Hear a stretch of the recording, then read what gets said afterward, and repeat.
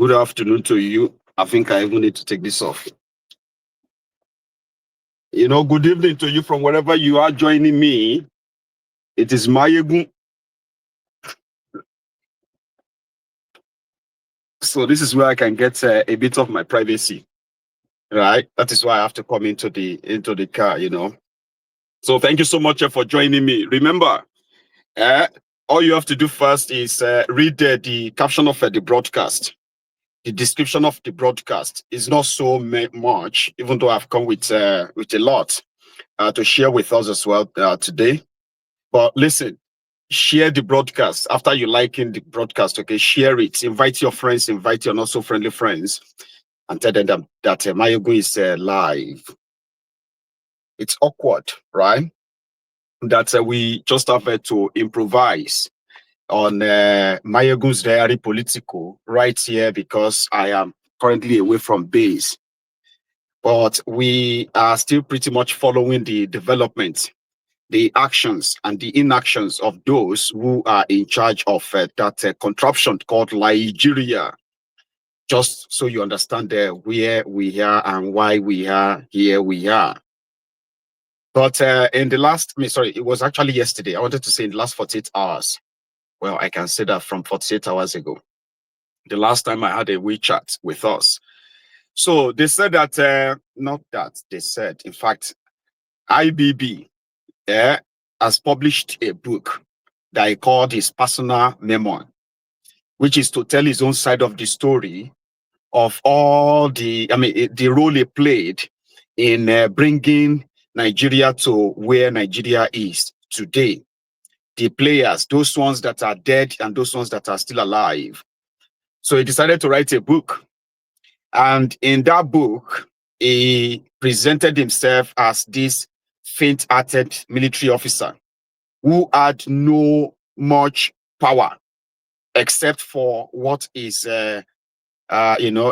subordinates wanted. That's how he presented himself. He did nothing wrong in all the, starting from the revenge coup of 1966 down to the period of the genocidal war, then straight down to the coup that removed the first democratically elected president of Nigeria, Shagari, in 1983. So his own role in installing Bokwari, as well as his role in removing Bokwari as well, locking him up for 30 months, according to them. So 30 months, and then his own eventual annulment of the election, purportedly to have been won by his very close friend, MKO Abiola. So that is what brought a lot of these guys together yesterday in Abuja, because it is not really safe in Mina. So in Abuja, we are Tifnumbu, Pastor RUGA, Egberi Julantan, and Obang Paro, Dan Juma, and many others like that were actually, present, including Dangote, Boa, and all these, system billionaires of Nigeria. And guess what? They were all kind of like eulogizing Babangida, including Tifnumbu. Tifnumbu even said, okay, not Tifnumbu, it's Pastor RUGA. Pastor RUGA Ikene Shatabandu was the one who said that when Abacha, right, overthrew Shonekon, that Abacha now dissolved the National Assembly, that the only senator that wanted to reconvene the National Assembly was Tifnumbu. That's not true. That is absolute lie. When he said it, he passed it on like that. He said when Tifnumbu wanted to reconvene the National Assembly, that was when Abacha arrested him. Abacha now locked Tifnumbu up, but Tifnumbu broke away and he went into exile. Pastor RUGA lied. That's one of the lies, okay? But they are elites who kind of like, you scrub my back, I scrub your back of a thing, okay? So Pastor RUGA lied about Tifnumbu and who Tifnumbu was to start with. But they clapped, they all laughed. I was like, there was never in history that Tifnumbu broke out of jail. There was no way in history that Abacha arrested Tifnumbu and locked him up in any prison. There is no record of that. Nothing like that happened. But this is how they kind of like, form their different stories that, to motivate those of you who listen to them to start with. So to the point that when did Tifnumbu break out of prison? He didn't break out of any prison. He was never locked up in any prison. There was a fear of he was going to be arrested by Abacha. That was the zobo they sold. Meanwhile, he was actually in bed with Abacha. Seriously. He was in bed with Abacha. But on the political front, he is one of the people Abacha claimed to be the ethno-religious politicians who are banking on the division of Nigerians on ethnic, tribal, religious line. Abacha had a video that he said the reason why he had to kind of perpetuate himself in power, that he wanted to be the president for life. When he wanted to switch from Kaki to Agbada, and he was the only candidate adopted by 5 political parties in 1995. So the reason why he said, the Nigerian politicians they are like, duplicitous, they are evil, this and that. They will say anything and everything about their fellow Nigerians, using the tribe, ethnic, and all that stuff to divide the people. Abacha said that. Tifnumbu was one of them. He was in bed with Abacha. He was in and out of Abacha's villa at the time. I mean, similarly, this one, what is his name again? Segun Oshoba, right? Was also in bed. Those ones where they do Nadeko that time. Some of them were actually in bed with Abacha. So to Abacha, they are just one greedy selfish scums, right? But how about Tifnumbu became a target of arrested by Abacha, and that was passed on by Pastor RUGA, a pastor, lying pastor, and they clapped. Egbere Jolantan was there to tell his own story about how Babangida influenced his life. Tifnumbu was there as well to say that it was Babangida that motivated them to join politics. So Babangida has so much influence on all of them. They used to be enemies, but they are now friends, blah, blah, blah, blah. Well, I saw that one yesterday. A lot of stuff happened though. But that's the one we are going to start with in our gist this evening. How are the cope, like one day on, one day off on Mayegun's Diary Political? To those of you who have been like, you have your routine on Mayegun's Diary, but these days, you just have to be like, I hope I catch him. I hope I catch him. And yeah, I don't know how it has been for some of you, but it's kind of like mixed. It's like a mixed one for me. But we are enjoying this. We are enjoying America. We are enjoying Houston. All right. The people here have been so wonderful as well. So somehow, I still feel like there's a vacuum to fill. That's why we can always share these few moments together. Maybe every 2 days until we return back to Glasgow, and then we can, have it properly. So yeah, Pastor RUGA was there, and there were billionaires who also raised billions of naira, okay, to build a library for Babangida. All right. So let's start with that of Pastor. Okay, hang on. Then Babangida himself, at some point now, said it is true that his friend actually won the election, but it was some people who insisted that he must not be declared winner, and he must not be, they must never hand over power to him. That is MKO Abiola. So which one should we start from? Okay, I think let's first hear all the lies that some of these guys are going to spew, starting with Pastor RUGA, Ikene Shatabandu. And then, of course, there's a gentleman here who was an elected senator in 1992 in the course of Babangida's transition program. When Babangida annulled the 1993 election and General Abacha took over and dissolved the Senate, that senator tried to reconstitute the Senate in resistance to the dissolution. He was detained, charged to court. He escaped into exile. Today, he is also here to celebrate with his former tormentors.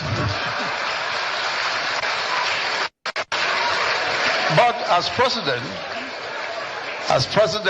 Commander-in-Chief of the Armed Forces of the Federal Republic of Nigeria, President Bola Ahmed Tinubu.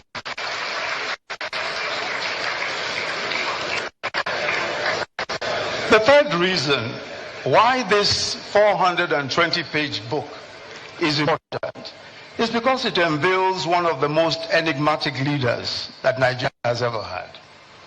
A man who some called Maradona, others described as the evil genius, bearing in mind, in his own words, in writing, for the first time since he left office 32 years ago. In this compelling account, he tells of his early life in Mina, his parents, his siblings, Babangida, from childhood to the highest levels of public service. It is the story or stories of a journey of a nation, our nation, Nigeria. It is the Nigerian story, complex, sometimes unpredictable, sometimes stranger than fiction, but always fascinating. Many of the key figures in this book and who shaped the history of our country are here with us today. And that tells another story all by itself. And that is something truly unique about Nigeria. Our ability to move beyond the past, no matter how bitter and no matter how adversarial our past relationships may have been, and to still come together. So seated amongst us here today is General Yakubu Gowon, who became Nigeria's head of state at the age of 32, led the country for 9 years. His government was overthrown in 1975 by a coup involving the then Brigadier Olusegun Obasanjo and the then Brigadier Theophilus Danjuma, and the author himself, I confirm, the then Lieutenant Colonel Babangida, who was then commander of the newly formed Armored Corps. Also involved in that coup were the then Lieutenant Colonel Sonny Bello, who is here also, and Lieutenant Colonel Sani Sami. Yet, here we are today with former President Obasanjo, General Danjuma, and of course the author himself, not as adversaries of the author, but as witnesses to history, celebrating a fellow statesman.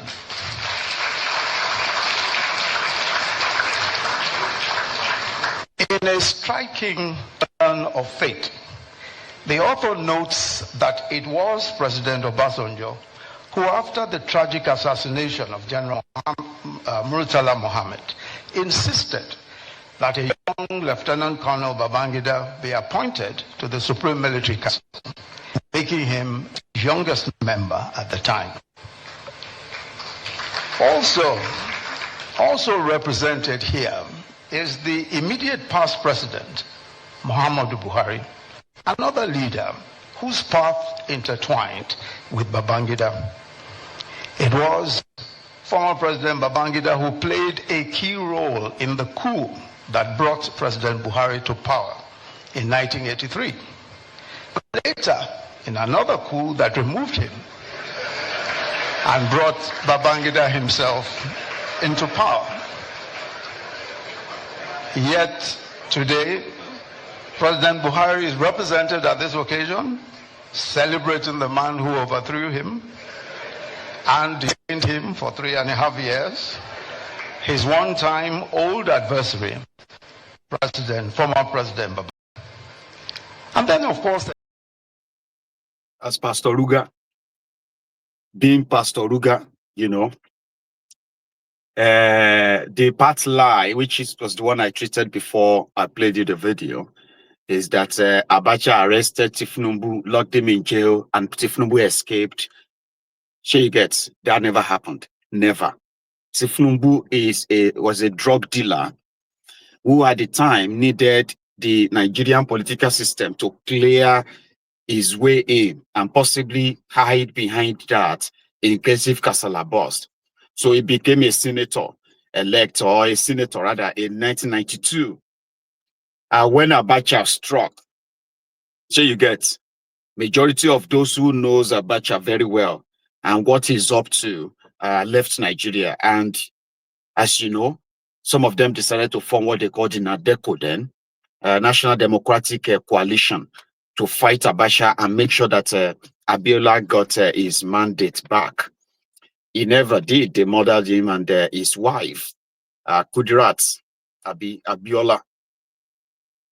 So at that same occasion, where Pastor RUGA just dropped his lamba and they all laughed. We used to be enemies. We are friends now for national this, blah, blah, blah, blah. I'm still going to show you that of Tifnumbu. It's just that I should have started with the boring one first. I don't know which one is more boring. Egbere Jolantan's nonsense ni Abi Tifnumbu's Bulaba Jagons ni. Whichever way, there's not much difference, but let's start with that of Egbere Jolantan. I should stand up. You know, in the committee of the president,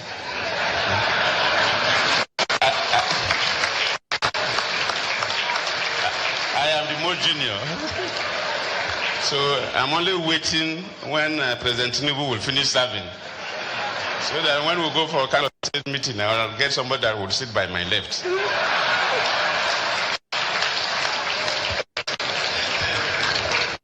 Thank you. Today is a great day, and I wouldn't take much of your time.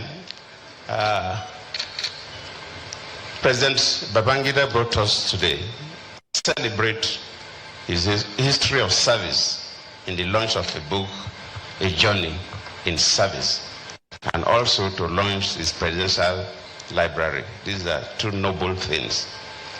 We've not read the book, so just like in those days when they were selling drink, they say liquid content only. So we can talk about the bottle, not the liquid content. So Abraham Babangida, we all know, has been one of the most charismatic leaders in this country. He's somebody that up to date, people go as if they are going on pilgrimage to consult him. We thank God for giving you that grace and the wisdom to continue to mentor people. In terms of your leadership, Nigerians know you contributed significantly in terms of the infrastructural development of the country and the social mobilization. We cannot write the history of Nigeria without dedicating a reasonable part to your service as the President of Nigeria. You've done well. And of course, we are launching his memoir today. It's a significant document. The keynote speaker mentioned that, so I don't need to emphasize. Every president makes history. And other key historical factors make history, but they don't contribute to the documentation. And if you contribute to the documentation of the history, it makes your history stronger, more relevant, and more actual. I also hope that one day I will do my own. But I'm waiting for my seniors that are here before I will think about my own. So today you are helping us, and somehow the concept of presidential library comes from the United States system. When I left office, the first 6 months, I toured America and I visited most of the presidential libraries there. And the presidential libraries are seen as federal government assets. So, Mr. President, you need to set up a department in the Secretary of Government Office. The American government help because they are source of history. If any scholar wants to know what happened at a segment of history, he goes to these presidential libraries. So the American government helped in the management of the presidential library. That's why all American presidents have presidential libraries, which I visited quite a number of them. And I'm happy that in Nigeria today, we are launching the second one. Obasanjo has built his own, and now President Babangida is launching his own. We will all be going there from time to time to read about the history of Nigeria. So thank you. Then, as usual, Egbere Jolantan is more interested in, building presidential libraries, just like the Americans are, they have done. So we are going to wait for him to build his.